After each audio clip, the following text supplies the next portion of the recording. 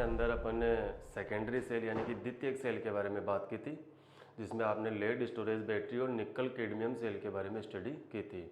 जब सेल पढ़ाए थे तो सेल का क्लासिफिकेशन पढ़ाया था, उसमें प्राइमरी सेल, सेकेंडरी सेल, एक फ्यूल सेल था, ईंधन सेल था। तो इस टॉपिक में अपन इस लेक्चर में अपन डिस्कस करेंगे किसके बारे में, ईंधन सेल के बारे में। देखिए, ऐसे सेल जिनमें ईंधन के दहन से सीधे क्या प्राप्त की जाती है, विद्युत ऊर्जा प्राप्त की जाती है, क्या कहलाते हैं, ईंधन सेल कहलाते हैं। ऐसे सेल जिनमें ईंधन के दहन को सीधे किस में परिवर्तित किया जाता है, विद्युत ऊर्जा में परिवर्तित किया जाता है, क्या कहलाते हैं, ईंधन सेल। दूसरी इनकी खास बात यह है कि ये प्रदूषण मुक्त सेल है। कैसे है, प्रदूषण मुक्त सेल है ये। नेक्स्ट बात यह है कि इन सेलों की जो दक्षता होती है वो क्या होती है, अधिक होती है।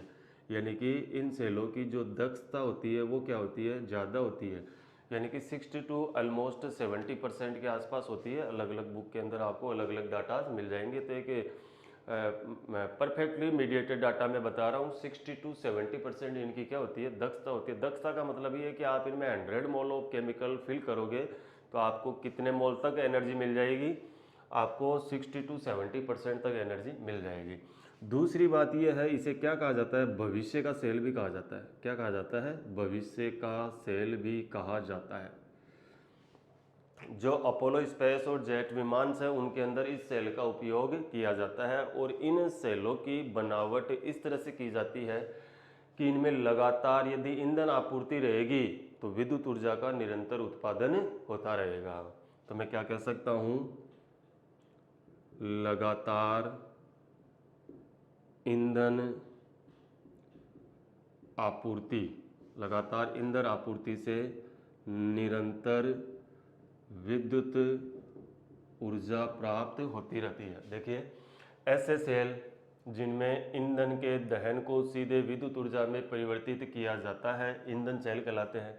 ये प्रदूषण मुक्त सेल है। इन सेलों की दक्षता क्या होती है, अधिक होती है।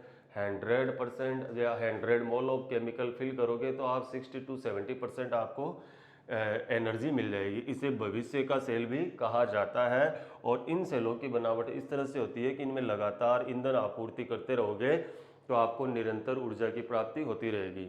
इसके और भी एग्जाम्पल्स हो सकते हैं, लेकिन अपने सिलेबस के अकॉर्डिंग जो 12th के सिलेबस में जो सेल है वो कौन सा है, H2O2 सेल है। तो इस सेल के बारे में अपन डिस्कशन करेंगे। क्लियर। तो सबसे पहले तो बात करते हैं अपन किसकी, इसकी बनावट की और सेल रिएक्शन की बात करेंगे। मोस्टली आपको जैसे चैप्टर के अंदर बहुत सारे सेल हो चुके हैं, तो सबसे पहले बस यही ध्यान रखिए कि एनोड क्या है, कैथोड क्या है और इलेक्ट्रोलाइट क्या है। कॉम्बिनेशन से अपन उनकी रिएक्शन लिख सकते हैं। तो देखिए, अपन बात करें यदि, तो इसमें जो विद्युत अपघट्य का जो विलयन भरा जाता है वो तो किसका विलयन होता है, KOH का विलयन होता है। किसका होता है, KOH का विलयन होता है। क्लियर। और इस KOH के विलयन में क्या करते हैं अपन, एक तरफ से तो क्या प्रोवाइड करेंगे अपन, H2 गैस प्रोवाइड करेंगे। इसके अंदर क्या प्रोवाइड करेंगे, H2 गैस। और ये यहाँ किसका काम करेगी, एनोड का काम करेगी। विद्युत अपघट्य का जो विलयन है वो किसका है, KOH का विलयन है। और यहाँ पर ये क्या है, आपके पास सरंध्र इलेक्ट्रोड है जो प्लेटिनम के हो सकते हैं। और इधर से आपके पास क्या आएगी, इसके अंदर O2 गैस आएगी। और इन दोनों की रिएक्शन से आपके पास क्या बनेगा, H2 plus half O2 convert into H2O plus energy. ज़्यादा टिपिकल काम नहीं है इसकी बनावट के अंदर। क्या क्या है आपके पास, इसमें प्लेटिनम के सरंध्र इलेक्ट्रोड है तो कॉस्टली हो गया ये। और गैसियस इलेक्ट्रोड काम में लिए गए इसके अंदर, H2 गैस और O2 गैस। इसलिए इस सेल की हैंडलिंग थोड़ी सी डिफिकल्ट हो जाती है। ऐसे सेल जिनमें गैसेज इलेक्ट्रोड होते हैं उनकी हैंडलिंग थोड़ा सा क्या होता है, मुश्किल होती है। एनोड के लिए आपने क्या लिया है, H2 गैस, और कैथोड के लिए आपने क्या लिया है, O2 गैस। मतलब आपको ऑक्सीडेशन इसका करना है। क्लियर, रिडक्शन इसका करना है। यहाँ से कुछ H+ मिलेंगे जो किधर जाएंगे, सॉल्यूशन के अंदर जाएंगे। और इसकी कंप्लीट जो सेल रिएक्शन है वो यही है। इस सेल रिएक्शन के साथ ये जो एनर्जी मिल रही है यही काम की चीज है इसके अंदर। क्लियर। तो ये तो हो गई सेल की बनावट। अब अपन बात करते हैं इस सेल में होने वाली रासायनिक अभिक्रिया की। तो देखिए मैं बात करूं यदि किसके बारे में, सेल रिएक्शन के बारे में बात करूं मैं, ठीक है। तो देखो एनोड की बात करें अपन, एनोड पर क्या होगा आप जानते हो, ऑक्सीडेशन। क्लियर, ऑक्सीडेशन किसका होगा, H2 गैस का होगा। H2 गैस के ऑक्सीडेशन से आपको क्या मिलेगा, 2H+ एक्वस और साथ में कितने इलेक्ट्रॉन, 2 इलेक्ट्रॉन। अब आपको पता है ये दोनों, ये जो 2H+ है ये किस में जाएंगे, KOH के सॉल्यूशन में जाएंगे। और KOH के सॉल्यूशन में किसके साथ रिएक्शन करेंगे, OH- के साथ, जैसा अपन करते आए हैं। तो ये हो गया 2H+ aqueous plus 2OH ion. तो आपके पास क्या बनेगा, 2H2O लिक्विड का फॉर्मेशन हो जाएगा। क्लियर। अब देखिए 2H+ से क्या कैंसिल कर दूंगा मैं, 2H+ कैंसिल कर दूंगा और तो मेरे पास क्या बनेगा, ये H2 gas plus 2OH minus convert into 2H2O plus 2 electron. Clear. ये कौन सी रिएक्शन है, ये एनोड हाफ पे होने वाली रिएक्शन है जिसको आपने 2 पार्ट के अंदर लिखा था। आप ऐसे याद करोगे भूलोगे नहीं, क्योंकि एक आपके पास एक फ्लो बन जाएगा कि एनोड पे ऑक्सीडेशन हुआ है, ये एक सॉल्यूशन के अंदर गया है तो ये रिएक्शन हो गई है। अब बात करते हैं किसकी, अपन कैथोड पर होने वाली रिएक्शन की। देखो कैथोड पर अपने को ये तो पता है कि कौन काम में आएगी, O2 काम में आएगी, और ये भी पता है साथ के अंदर क्या काम में आने वाले हैं, 2 इलेक्ट्रॉन काम में आने वाले हैं। इसके अलावा हमें कुछ नहीं पता, ऐसे समझ लो एक बार के लिए। देखो मैंने जब आपको मरकरी सेल और एक आपके पास था ये निकल कैडमियम सेल, ये जो सेल पढ़ाए तो मैंने एक बात ये कही थी कि इलेक्ट्रोलाइट से जो पार्टिकल आए हैं या इलेक्ट्रोलाइट से जो आयन आए हैं वो after the finish off reaction mixture के अंदर नहीं रहेंगे। तो यहाँ पे क्या है, देखो आपके पास 2OH-, तो मैं एक चीज़ तो ये कह सकता हूँ कि यहाँ पे क्या रहेंगे, 2OH- जरूर रहेंगे।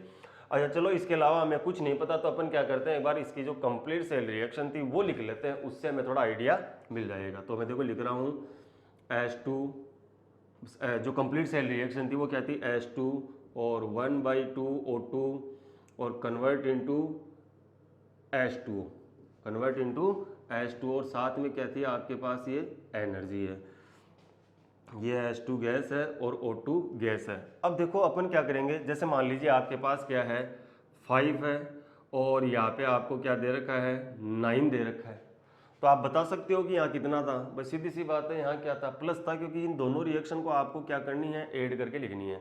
आपके पास मैथमेटिक्स का यदि कोई क्वेश्चन है और मैं ऐसा कहूँ कि यहाँ तो 5 है और यहाँ क्या है 9 है, और ये डिजिट और ये डिजिट दोनों डिजिटों को क्या करना है, प्लस करना है, तो आप क्या कह सकते हो, कहा कि सर यहाँ पे कितना था 4 था। तो यही तो है, ये 5 है ये 9 है, तो यहाँ वो 4 कैसे लेके आओगे आप, क्या सोचा होगा। तो देखो अपन क्या करेंगे, आपने यहाँ क्या किया होगा, इस 9 में से 5 को क्या कर दिया, माइनस कर दिया, तो मैं इसमें से इस रिएक्शन को क्या कर दूंगा, माइनस। तो देखो H2 गैस की जगह H2 गैस आ रहा है, ठीक है, और 2OH- है नहीं, तो 2OH- आपने क्या कर दिया कैंसिल, कितना है हाफ O2 है, तो यहाँ क्या ले लेता हूँ मैं, हाफ O2 गैस ले लेता हूँ, प्लस देखना इधर कितने H2 हैं, 2H2O, बट यहाँ पे कितने आए 1H2O, यानी कि यहाँ -1H2 होगा। अब वो इधर तो हो नहीं सकता, माइनस तो अपन लिखते नहीं है इनके अंदर, अपोजिट डायरेक्शन के अंदर होगा, तो मैंने क्या लिख दिया ये H2O। अब चेक करो आपके पास कंप्लीट सेल रिएक्शन तैयार है। देखो 2 इलेक्ट्रॉन से क्या कैंसिल हो जाएंगे, 2 इलेक्ट्रॉन कैंसिल हो गए। क्लियर, 1H2O है और आपके पास ये 2H2O है, तो नंबर ऑफ H2O आपके पास राइट साइड के अंदर ज़्यादा है, तो 1H2O आपके पास रह जाएगा, और 2OH- से क्या हो जाएगा, ये 2OH- कैंसिल हो जाएगा। तो ये आपके पास क्या आ गई, cell reaction of fuel cell, यानी कि ईंधन सेल की सेल रिएक्शन आ गई। क्या क्या किया आपने, एनोड लिया, H2 गैस का ऑक्सीडेशन हो गया, H+ मिले, सॉल्यूशन के अंदर चले गए इलेक्ट्रोलाइट के, विद्युत अपघट्य के बीच में H2H2O फॉर्मेशन हो गया, दोनों रिएक्शन को ऐड करके रिएक्शन लिख दिया आपने। इस रिएक्शन के बारे में ज़्यादा जानकारी नहीं थी हमारी, इतना जरूर पता था कि हाफ O2 प्लस 2 इलेक्ट्रॉन, और ये इलेक्ट्रोलाइट से आए तो अपोजिट डायरेक्शन में 100% आएंगे, जो एक दूसरे से क्या होंगे, कैंसिल हो जाएंगे। दूसरी बात करते हैं अपन H2 गैस, बस जो कंप्लीट सेल रिएक्शन थी वो अपन ने क्या कर ली, लिख ली, तो H2 gas half O2 H2O plus energy. तो इन दोनों रिएक्शन का यूज करके आपने ये रिएक्शन भी लिख सकते हो आप आराम से, और ये ईंधन सेल भविष्य के सेल के रूप में देखा जाता है। दूसरी बात, ईंधन सेल के बारे में बात करें, गैसियस इलेक्ट्रोड है तो इसकी थोड़ी सी हैंडलिंग क्या है, मुश्किल है, अब बात करेंगे अपन इस विद्युत रसायन के लास्ट टॉपिक के बारे में, और उसके बाद में कुछ न्यूमेरिकल प्रॉब्लम्स है जो चैप्टर में पीछे की तरफ दिए हुए हैं, उनका भी डिस्कशन करेंगे। तो लास्ट जो टॉपिक है वो है आपके पास संक्षारण या कोरोजन। देखिए नेक्स्ट मेरे पास है संक्षारण, या इसको क्या बोलते हैं, कोरोजन। कोरोजन, ध्यान देना इधर। संक्षारण का मतलब ये नहीं है कि जैसे लोहे पर जंग लगना संक्षारण है, लोहे पर जंग लगना संक्षारण का, कोरोजन का सिर्फ एक एग्जाम्पल है। जनरली आपने देखा होगा कि मेटल, जैसे प्रकृति के अंदर कोई धातु पड़ी है, जैसे मान लीजिए प्रकृति में आपके पास ये कोई धातु का टुकड़ा पड़ा है, तो बरसात भी होती है, पानी भी अवेलेबल है, ऑक्सीजन भी है, CO2 भी है, सल्फाइड भी है, और किसी न किसी तरह से उसके पास, मतलब मैं ऐसा कह सकता हूँ कि धातु एटमॉस्फेरिक यानी कि वायुमंडलीय गैसों के संपर्क में रहती है। वो ऑक्सीजन हो सकता है, H2O हो सकता है, हाइड्रोलाइज से उसे क्या मिल सकते हैं, हाइड्रोक्साइड आयन मिल सकते हैं, या प्रकृति से उसे सल्फाइड मिल सकते हैं। तो क्या होता है, ये धातु इन वायुमंडलीय गैसों के साथ, ऐसा नहीं है कि सारी गैसों के साथ एक ही साथ रिएक्शन करती है, जो भी पर्टिकुलर उस मेटल की जो उस मेटल से जो गैस मैच खाती है, उसकी रिएक्टिविटी से मैच करती है, उसके साथ वो रिएक्शन कर लेगी, अपनी सरफेस पे एक अनडिजायर्ड प्रोडक्ट क्या बना लेगी, अनडिजायर्ड प्रोडक्ट, यानी कि अवांछित उत्पाद में परिवर्तित हो जाएगी। क्लियर?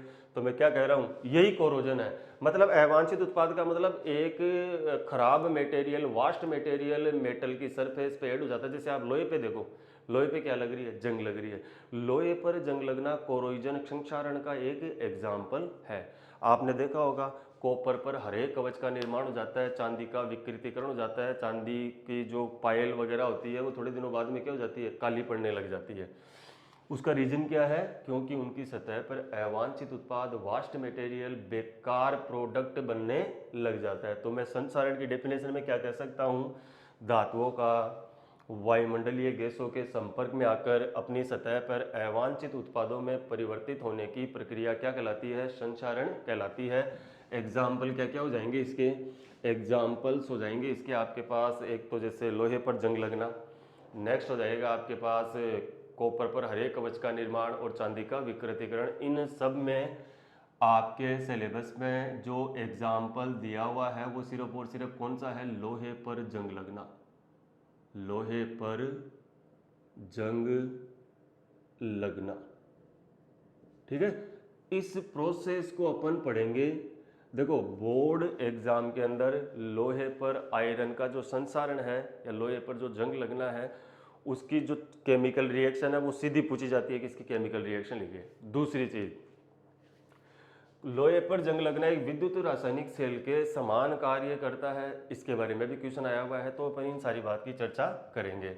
ध्यान देना, देखो मेरे पास ये कोई आयरन का टुकड़ा है, ठीक है, और आप जानते हो कि लोहे पर जंग लगने का मतलब लोहा क्या हो रहा है, आयरन क्या हो रहा है, खराब हो रहा है। मतलब आप शुद्ध से किधर की तरफ जा रहे हो, अशुद्ध की तरफ।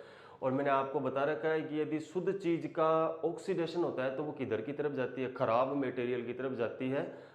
जैसे ध्यान दीजिए, मैं क्या करने जा रहा हूँ कि शुद्ध से अशुद्ध की तरफ जाना चाह रहा हूँ, शुद्ध से अशुद्ध की तरफ जाना चाह रहा हूँ। और एक प्रोसेस ऐसे है कि मेरे पास कोई अशुद्ध मेटल और उससे क्या प्राप्त करना चाहूँ, मैं शुद्ध मेटल प्राप्त करना चाहूँ, तो मेरे को क्या करना पड़ेगा।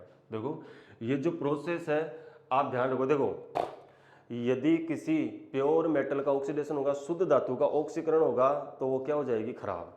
अब आप सोचिए ऑक्सीकरण कहाँ होता है, एनोड पर। इसका मतलब यहाँ ये क्या है, एनोड है।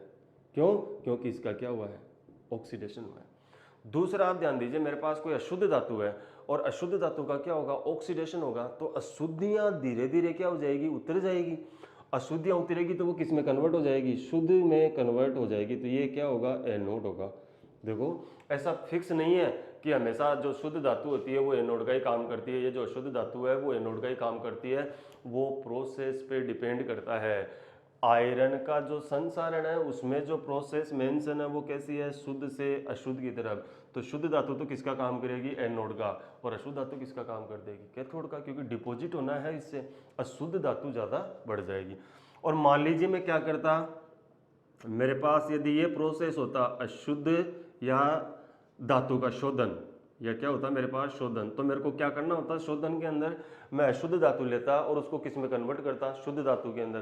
तो मेरे पास प्रोसेस क्या होती, अशुद्ध धातु का क्या बनाऊं, वहां पे बनाओ क्या, अपने आप ही बनेगा, एनोड ही बनेगा, और अशुद्ध धातु का एनोड बनेगा तो उसका ऑक्सीडेशन होगा, तो अशुद्धियां लेयर टू लेयर क्या हो जाएगी, उतर जाएगी, वो क्या बन जाएगा आपके पास, शुद्ध मटेरियल के अंदर, प्योर मटेरियल के अंदर कन्वर्ट हो जाएगा। अभी आप क्या पढ़ रहे हो, लोहे पर जंग लगना, आयरन का संचारण पढ़ रहे हैं अपन। आयरन के संचारण के अंदर क्या होगा, शुद्ध से किधर की तरफ जाओगे, अशुद्ध की तरफ। तो देखो ये आपके पास क्या है, आयरन के टुकड़े का शुद्ध भाग है जो किसका काम करेगा, एनोड का। आप जानते हो कि एनोड पर क्या होगा, ऑक्सीडेशन होगा, क्लियर। और ये क्या है आपके पास, अशुद्ध भाग है, तो अशुद्ध भाग किसका काम करेगा, कैथोड का काम करेगा। और कैथोड पर क्या होगा, रिडक्शन, तभी तो अशुद्धियाँ ज़्यादा हो जाएगी, क्लियर। और आयरन की सतह पर उपस्थित नमी H2O है, वायुमंडलीय गैस CO2 के साथ रिएक्शन करके क्या बना लेगी ये H2CO3, जो इस प्रोसेस में किसका काम करेगा, विद्युत अपघट्य का काम करेगा। तो देखिए एक क्वेश्चन था अभी आपके पास, डायग्राम आपके पास है आयरन का संचारण, क्लियर। देखिए अभी अपन ने एक क्वेश्चन की बात की थी एग्जाम के अंदर कि क्या कारण है आयरन का जो संचारण है, लोहे पर जंग लगना है, एक विद्युत रासायनिक सेल की तरह काम कर रहा है। तो बिल्कुल कर रहा है विद्युत रासायनिक सेल की तरह काम, कैसे, आयरन की सतह का शुद्ध भाग एनोड, आयरन की सतह का अशुद्ध भाग कैथोड, आयरन की सतह पर उपस्थित नमी वायुमंडलीय CO2 के साथ रिएक्शन करके किसका निर्माण कर लेगी, H2CO3 का। तो अब आपके पास एनोड भी है, कैथोड भी है, और क्या है, विद्युत अपघट्य भी है। तो ये जो प्रोसेस है इलेक्ट्रोकेमिकल सेल यानी कि किस तरह से काम कर रही है, विद्युत रासायनिक सेल की तरह काम कर रही है, क्लियर। अब देखिए जो सेल रिएक्शन थी वो क्या थी, H2O plus CO2 convert into H2CO3, और ये आपके पास क्या बना है, कार्बोनिक एसिड, इसको ऑर्गेनिक एसिड भी बोलते हैं, और ये क्या होता है, अनस्टेबल होता है। तो ये H2CO3 वापस टूट जाएगा किसके अंदर, H2O प्लस CO2 के अंदर, और यहाँ पे क्या होता है, H2O का डिसोसिएशन भी होता है, तो आपके पास क्या बनेगा, H प्लस और ये OH माइनस। ये इसकी जो शुरुआती रिएक्शन है ये इतनी इंपॉर्टेंट नहीं है, लास्ट की जो 4 रिएक्शन है वही एग्जामिनर के द्वारा पूछी जाती है एग्जाम के अंदर। तो सबसे पहले तो देखो आयरन सॉलिड का क्या हुआ, ऑक्सीडेशन हुआ, ऑक्सीडेशन से क्या बना आपके पास, Fe2 plus aqueous plus 2 electron बने। देखो शुद्ध आयरन के ऑक्सीकरण से इलेक्ट्रॉन्स उत्पन्न हुए, ये इलेक्ट्रॉन्स आयरन की सतह पर किसी अन्य स्थान पर क्या कर देंगे, ऑक्सीजन का अपचयन कर देंगे। क्या कह रहा हूं मैं, आयरन के संसारण में शुद्ध आयरन था आपके पास, शुद्ध आयरन का क्या हुआ, ऑक्सीकरण हुआ, शुद्ध आयरन के ऑक्सीकरण से क्या जनरेट होंगे, इलेक्ट्रॉन जनरेट होंगे, और ये इलेक्ट्रॉन क्या करेंगे, किसी आयरन की सतह पर किसी अन्य स्थान पर O2 का क्या कर देंगे, रिडक्शन कर देंगे। तो आप O2 का रिडक्शन करवाइए। तो ये हो गया मेरे पास O2 गैस प्लस 2 इलेक्ट्रॉन मैंने लिए हैं, और ये कन्वर्ट होगा। एक चीज़ का ध्यान देना, ऑक्सीजन, यदि मेरे पास सिर्फ ऑक्सीजन का एक एटम होता तो इसके रिडक्शन के लिए कितने इलेक्ट्रॉन की रिक्वायरमेंट है, 2 इलेक्ट्रॉन की रिक्वायरमेंट है। तो O2 के लिए कितने इलेक्ट्रॉन की रिक्वायरमेंट होगी, 4 इलेक्ट्रॉन की रिक्वायरमेंट होगी। कितने की होगी, 4 इलेक्ट्रॉन की। तो यहाँ मैं क्या लिखूंगा, 4 इलेक्ट्रॉन। आप ऊपर वाली रिएक्शन के अंदर देखिए चार्ज बैलेंस है, बिल्कुल है, 2 प्लस एंड 2 माइनस 0, इधर भी कितना 0। इस रिएक्शन के अंदर चार्ज कैसे बैलेंस करें, देखो कहीं पर यदि पॉजिटिव चार्ज ज़्यादा है तो आप क्या ऐड कर दो, नेगेटिव चार्ज ऐड कर दो, इलेक्ट्रॉन ऐड कर दो, कहने का मतलब चार्ज क्या हो जाएगा, बैलेंस। और हमारे पास ऐसी सिचुएशन आ जाए कि नेगेटिव चार्ज ज़्यादा हो जाए, आपके पास कभी भी रिएक्शन के अंदर पॉजिटिव चार्ज ज़्यादा होता है तो आप क्या ऐड कर देते हो, इलेक्ट्रॉन ऐड कर देते हो, क्लियर। क्यों, इलेक्ट्रॉन काम कर देंगे आपके लिए कैसा, नेगेटिव चार्ज के लिए। और किसी रिएक्शन के अंदर यदि नेगेटिव चार्ज ज़्यादा है तो इलेक्ट्रॉन माइनस नहीं होते, क्या ऐड किया जाता है? Plus charge. कैसे ऐड किया जाता है? By using the H plus. कैसे ऐड किया जाता है? H plus. तो इधर 4 इलेक्ट्रॉन थे तो मैं यहाँ क्या ऐड करूँगा? 4 H प्लस ऐड कर दूंगा। क्लियर? और वो मेरे को ऊपर वाली प्रोसेस से मिल गए होंगे। अब देखिए आप बात, 4 H प्लस और O2 का कॉम्बिनेशन क्या होगा? 2H2। तो मैंने यहाँ लिख दिया है क्या? 2H2। क्या और कोई मटेरियल बाकी है? यहाँ पे चेक कीजिए, देखिए 4 H प्लस 4 इलेक्ट्रॉन, चार्ज बराबर है, बिल्कुल बराबर है। ऑक्सीजन 2 है, ऑक्सीजन के 2 मोल है। हाइड्रोजन 4 है, बिल्कुल हाइड्रोजन 4 है। क्लियर? इन दोनों रिएक्शन को आप ऐड करके लिख दीजिए। 4 इलेक्ट्रॉन से क्या कैंसिल हो गए? 4 इलेक्ट्रॉन। तो आपके पास 4 इलेक्ट्रॉन से कैंसिल करने के लिए आपको फर्स्ट इक्वेशन को कितने से मल्टीप्लाई करना होगा? 2 से मल्टीप्लाई करना होगा। तो ये कितना हो जाएगा? 2, ये भी 2, और ये कितने हो जाएंगे? 4 इलेक्ट्रॉन। तो आपके पास देखो क्या आया? 2Fe solid plus O2 gas plus 4H plus aqueous, और कोई स्पीसीज बाकी नहीं रही है। FeO2 H प्लस, FeO2 और H प्लस आपके पास आ चुके हैं। नेक्स्ट आपके पास क्या है? देखिए इधर से क्या बचा आपके पास? 2H2O बचा है, और क्या बचा है? आयरन बचा है। तो इधर मैं लिखूंगा क्या? 2Fe2 प्लस एक्वस प्लस कितना मटेरियल है आपके पास? 2H2O। तो ये क्या होगा मेरे पास? 2H2O। ये मेरे पास क्या आ चुकी है? इसकी सेल रिएक्शन आई है कि आयरन के संसारण में आयरन के ऑक्सीकरण, आयरन का ऑक्सीडेशन हुआ, और ऑक्सीडेशन होने के बाद में आपको क्या मिले? कुछ इलेक्ट्रॉन मिले, और वो इलेक्ट्रॉनों ने क्या कर दिया? किसी आयरन की सतह पर दूसरी जगह पर O2 का रिडक्शन कर दिया। इन दोनों रिएक्शन को ऐड करके आपने लिख दिया। अब आपके पास मटेरियल में क्या क्या है, मतलब कहाँ पहुँच गए आप? हम पहुँच गए 2Fe2 प्लस एक्वस और 2H2। देखना, तो नेक्स्ट मेरे पास आ चुका है 2Fe2 plus aqueous plus 2H2O plus half O2। यहाँ अवेलेबिलिटी ऑफ ऑक्सीजन पे तो कोई डाउट ही नहीं है कि नहीं भाई? लोहे का टुकड़ा बाहर पड़ा है तो आपको जितनी ऑक्सीजन चाहिए उतनी ऑक्सीजन आप यूज कर सकते हो। तो इसमें हाफ O2 में यूज कर रहा हूँ। देखो ये जो आयरन था यहाँ किस में था? +2 में कन्वर्ट था। इसका मतलब ये कैसा है आपके पास? फेरस है। ये क्या है? फेरस। और जैसे ही ये अब इस O2 से क्या हो जाएगा? ये ऑक्सीडाइज हो जाएगा। तो आपको क्या मिलेगा? ये Fe2O3 मिलेगा प्लस। क्या ऑक्सीजन सारे काम में आ गए क्या? बिल्कुल आ गए। कितना है देखो? 2 ऑक्सीजन, और ये कितना है? 1 ऑक्सीजन। 2 से 2 कैंसिल हो जाएगा। इट मीन्स क्या है? ये 1 ऑक्सीजन है, 3 ऑक्सीजन हो गया आपके पास। आयरन आ गया कंप्लीट, बिल्कुल आ चुके हैं आयरन, 2 आयरन आ चुके हैं। और यहाँ जो आयरन है वो कितने में है? +3 में है। मतलब ये क्या है? फेरिक है। मतलब ये क्या है? फेरिक।